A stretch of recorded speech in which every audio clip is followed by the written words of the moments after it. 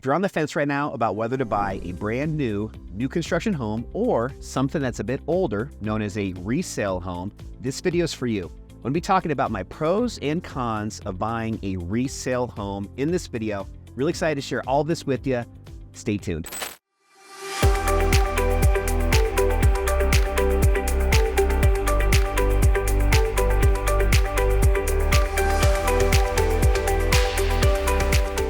All right, so before we get started, really quick, my name is Adam Lang. I'm a licensed realtor here in Denver, Colorado. Love making videos just like this one, but what I really enjoy, connecting with viewers like yourself. So reach out, my phone number, my email, all that info is down below.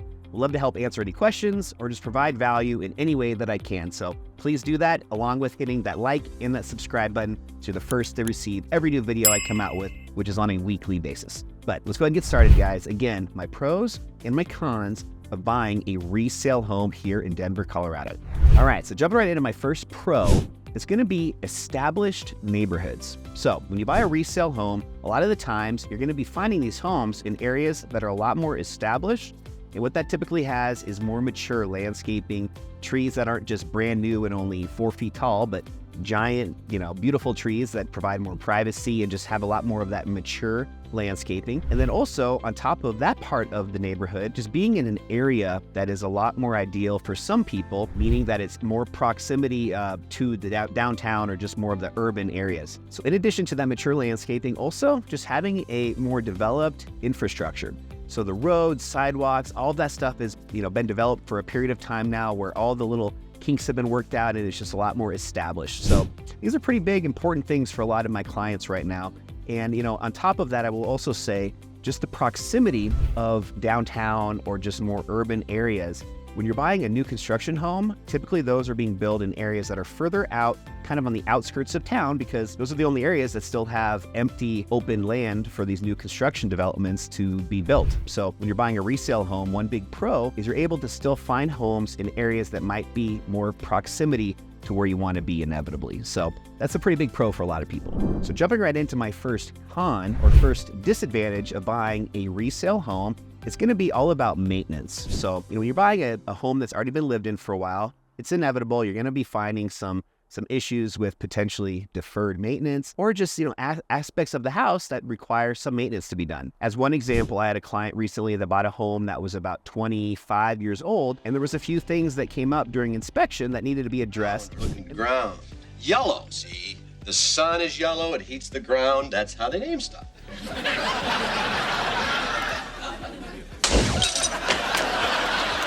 Is that car running?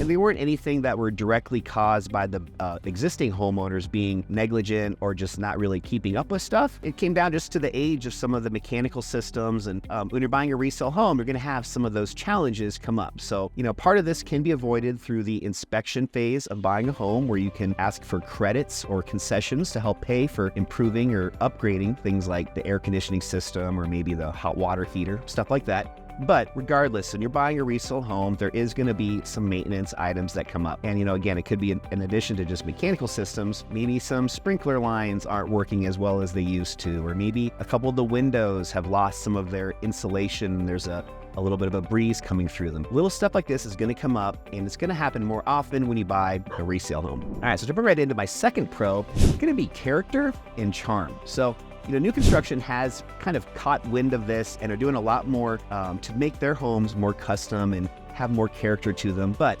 just kind of as a generic overview, when you're buying a new construction home, a lot of times you're buying a home that there's 3 or 4 other very similar models on the same block as you, and you just don't have that same ability to really have a custom, one-of-a-kind home that you do when you buy a resale home. So I think for people that have that very eclectic taste or really want just a canvas in a home where they have the ability to fine-tune and adjust things to how exactly they want them to be, resale homes are going to be the way to go. If you have very specific taste on types of siding or just different improvements that maybe currently do not exist on the resale home that you're trying to buy, at least with resale, you also have the ability to make a lot more of those types of upgrades and renovations without having to go through and jump through a bunch of hoops that you might have to with a new construction home.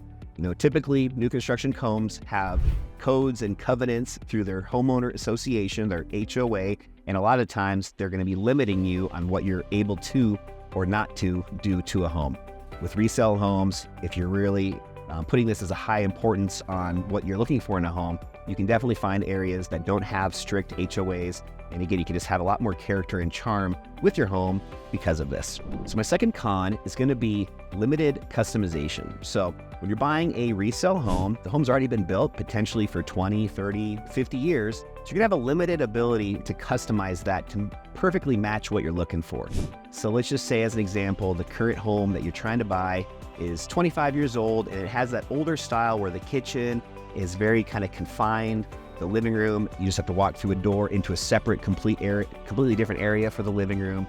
And it doesn't have that open layout that's really popular in today's homes. So one example of this being a con or a disadvantage of resale homes is you don't necessarily have the ability to change the home to match what you want. If there's some structural issues or things that you really can't, get around to open up the floor plan, as an example, to make that kitchen more easily, kind of blend right into the living room. If you don't have that ability with a resale home, you're going to have a little bit more challenges when it comes to customizing this older home. On top of that, because of all of these potential, issues or challenges with doing something to a resale home, you're going to have more costs potentially. So, if you have a brand new construction home and you're able to kind of figure out some of these specific, must-haves, and you have the ability to really communicate that with the new construction builder at the time that they're actually putting your house together, it's going to cost a lot less in hindsight doing so after buying a resale home and having to do these kinds of changes. There's going to be a lot more issues with getting specific structural plans drawn up and going to the building department and ensuring that you can even make some of these things happen. So, in my opinion, if you haven't found a home that perfectly matches what you're looking for in a resale home, make sure that you're at least aware that some of these renovations or changes that you might want to do down the road, if they're even possible, make sure you make those observations before buying the home and running into these issues down the road. And my third and final pro is going to be negotiation opportunities. So sellers can be selling the home for a variety of reasons, but a lot of times it comes down to things that are very emotionally affecting their sense of urgency with selling. So let's just say, for example, they are getting a divorce, or maybe they just have to relocate out of state for a job, or something that is very specific to urgency. Having a real estate agent that is negotiation focused can help you identify stuff like this and really use it as leverage when it comes time to write an offer on this house. So with resale homes, you have the ability for a lot more of these types of scenarios and being able to really benefit from them, as opposed to new construction homes where the builder, outside of maybe at the end of the year needing to get a few of their latest homes off the books before the end of the year, with the exception of something like that, you have much less leverage when it comes to new construction homes and the different scenarios like I've been talking about to really lean into with a negotiation tactic. And then my third and final con is going to be the disadvantage of resale homes having less amenities and sometimes just being in older neighborhoods that aren't quite as desirable. So when I talk about amenities, let's just pretend for a second you're buying a new construction home in this brand new master plan community that's got these amazing parks built into the community, sidewalks from each of your little streets where you're living, even stuff like clubhouses with pools, and maybe even an area that you can rent out for special events. All that kind of stuff is great, and a lot of my buyer clients have that as a high priority of something that really is really important to them. With a resale home, a lot of times that might not even exist. So if you're just buying a resale home that was, built 30 years ago in a neighborhood that is a, great neighborhood, but it might not have some of these amenities. So I bring this last con or disadvantage up because it's another reason why it's so important to really identify some of these wants and needs and must-haves very early on in your process of looking for homes, and having this be a differentiation to decide whether you want to go resale or go the new construction route when looking for a new home to purchase. You guys, I hope you enjoyed this video with all three of these pros and cons of resale homes. I've got my opinions personally. I've had mostly resale homes, and one of the reasons that I like resale homes more than new construction, if you're really focused on getting the highest appreciation for your home in the long run, with resale homes, you have a lot more opportunities to do so. adding value to the existing home, identifying some different areas where you can improve the property through sweat equity, which means putting your own hard work into the property just to improve the overall value of the home. And also with doing all these kinds of things, a lot of times with a resale home, it's in a community with less HOAs or homeowner association covenants and codes and just limitations on what you can even do to the property to add that value. The last thing I'll say though is with new construction homes, they are quickly becoming a much more popular option for buyers. In fact, I think in this current year right now, it's been up to 40% of all home purchases have been new construction homes. So they are definitely taking a lot larger slice of the pie right now.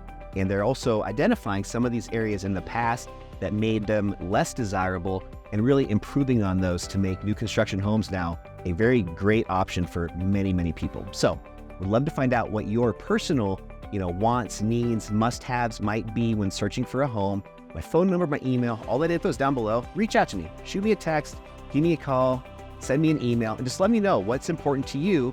And more on top of that, also just what parts of town you might be interested in. I would love just to set up a quick, 15 to 30 minute Zoom call with you. We can talk through some of this, and I guarantee I can find some areas to provide value for you today, even if you're not considering seriously moving in the next 6 months or even a year from now. So we'd love the opportunity to connect. So again, please reach out. All that phone number, email, text message, whatever's most convenient. And before I leave you, hit that like and the subscribe button. Subscribe to my channel. Every week I release new videos just like this. I want to make sure you're the first ones to receive it. So I hope you have a great rest of your week, and I really look forward to sharing an all new episode next week with you on my Living in Denver YouTube channel. I'll see you then.